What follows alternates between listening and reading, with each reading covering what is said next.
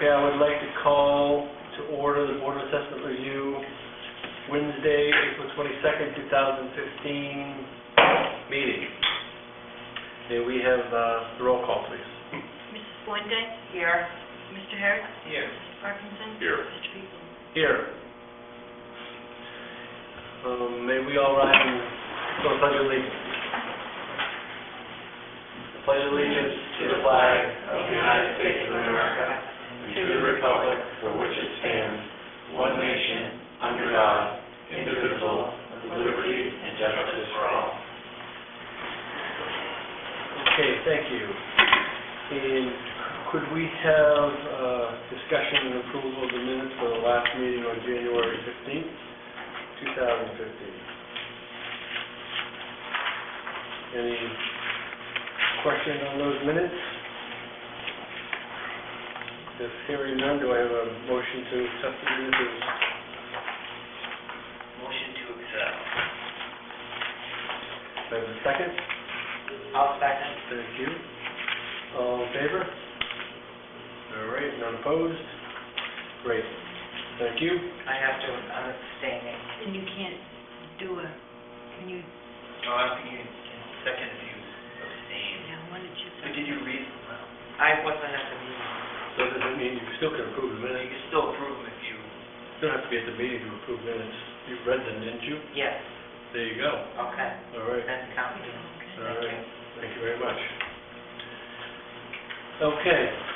Next brings us to items 5 through 8 on the agenda, which is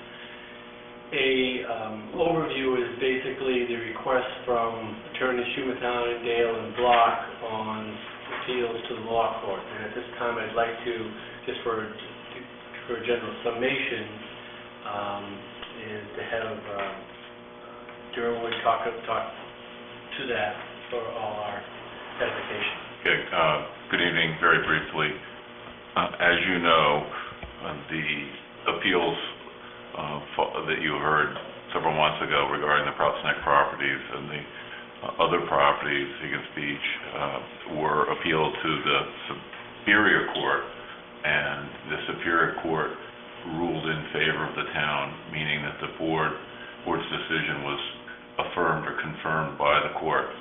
And I think you were provided copies of that decision. There is now another appeal, which is totally legal, to the Maine Supreme Court, also known as the law court, and that is in the process of working its way through the beginning stages of the appeal process. It starts with filing briefs and ends up with probably an oral argument before the court. I would expect that whole process, oral argument, briefing, is several months, and then to get a decision is a bit of an unknown how long that will take to actually get the written decision from the court. It could be conceivably 6, 8, 9, 10 months or possibly more, but probably not more than a year. But it does take time. So the Supreme Court will be taking a look again at the case. You don't have to do anything as a board. You just, other than sit back and wait to see what happens. Meantime, of course, the years are going by very rapidly, and those decisions were all based on 2012 assessments. So we have 2013 has since come and gone, and 2014 taxes and evaluations have gone out. And so to preserve their rights, these parties have filed subsequent abatement applications, which have been denied by the assessor's office. And so they brought appeals on those to the board. And so, like you've done in the past, you voted before to postpone hearing those on the Superior Court level. They're asking you again to postpone until the Supreme Court has decided. And the reason for that, of course, is that the appeal theory, at least they're saying, is exactly the same. Their current appeals is the same as what it was before. So you don't want to have a needless duplication of effort, having more hearings if it's basically the same concepts. So for those reasons, all the attorneys have requested that those cases, in essence, be extended or stayed. And the language I've come up with is, in this draft motion, it's 60 days for the Maine Supreme Court from when the Maine Supreme Court issues its decision. That would mean that would be this process would start again. Doesn't mean you have to have decided it within the 60 days. It probably would be another extension after that. So you can sort of see how it goes. You do at least convene your first meeting, assuming they wanted to go ahead with the appeals. They may not. Say, for example, the Supreme Court confirmed the board's decision again. They may drop those appeals. I can't say, obviously, I can't speak for them. May I ask a question? Of course. Do they have any further recourse beyond the Superior Court? Oh, the Supreme Court? You know, is there another place? Short answer is no. I mean, I don't see this becoming a U.S. Supreme Court or a constitutional case. I don't think that they've set it up that way.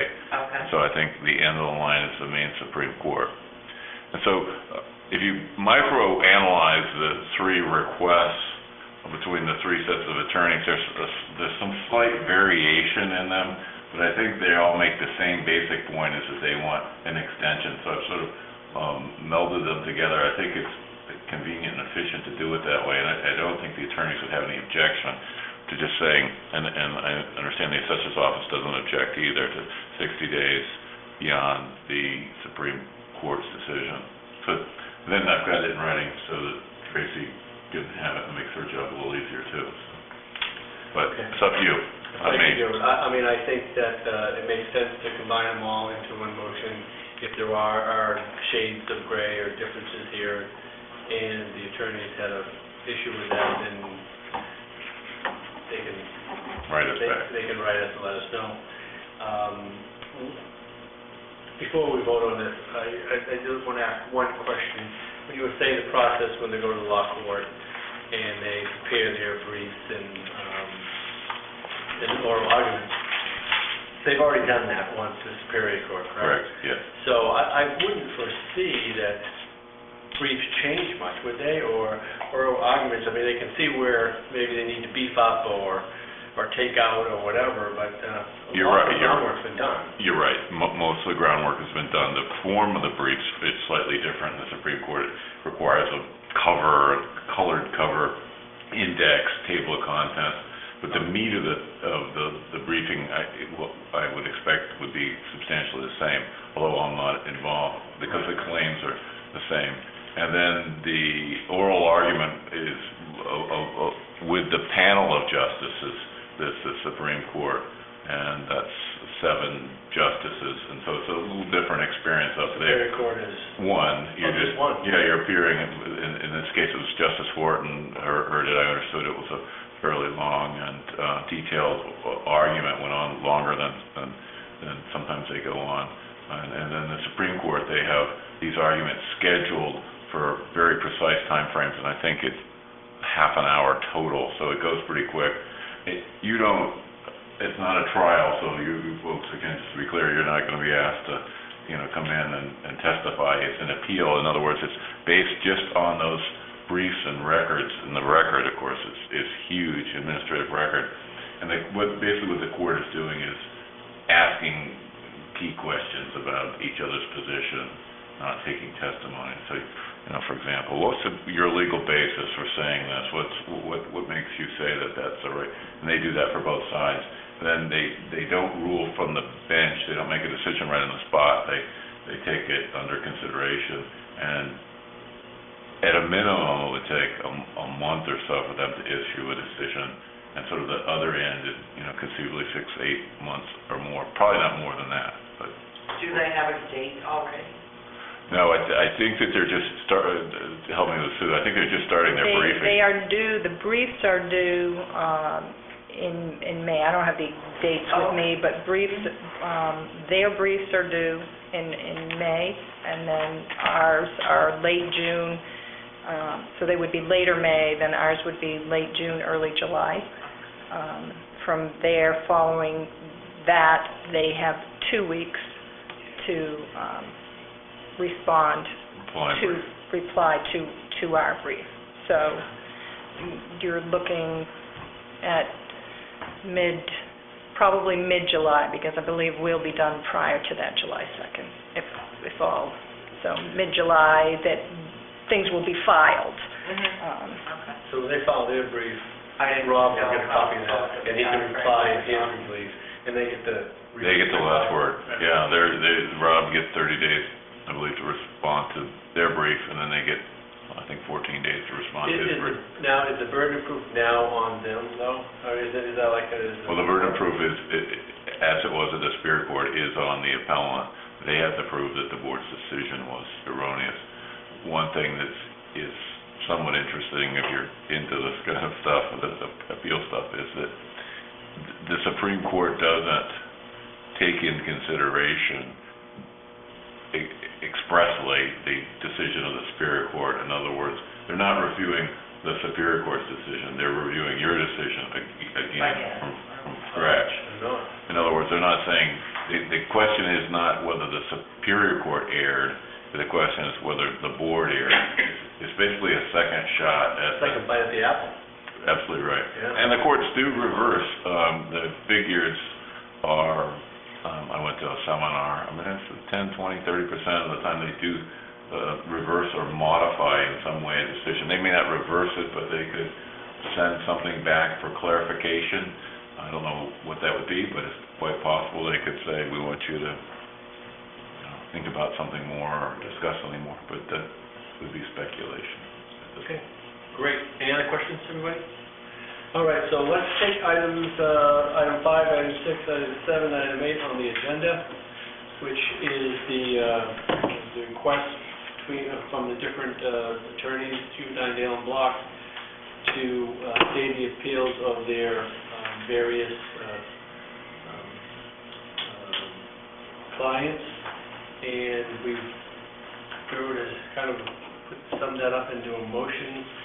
If we could have that motion on the floor, so we could discuss it and then vote on it. Anybody want to put that motion forth? I'll put that forth. Regarding the extension request filed by attorneys Schumedine, Dale, and Block, I move that the pending appeals filed by these attorneys be stayed until 30 days or 60 days after the Maine Supreme Court issues its ruling on the pending challenge to the 2012 assessment. Thank you. Chris, I have a second. I'll second the motion. Thank you, Kathy. We have a motion and seconded. Do we have any further discussion on this motion? It just makes sense. Yes, it does. Thank you, Joe, for doing that. All right, all in favor of the motion as read? None opposed, unanimous, 3-0. Okay. Any other items come before the board? Hearing none, I adjourn this meeting. Excellent. Thank you very much, everybody, for coming.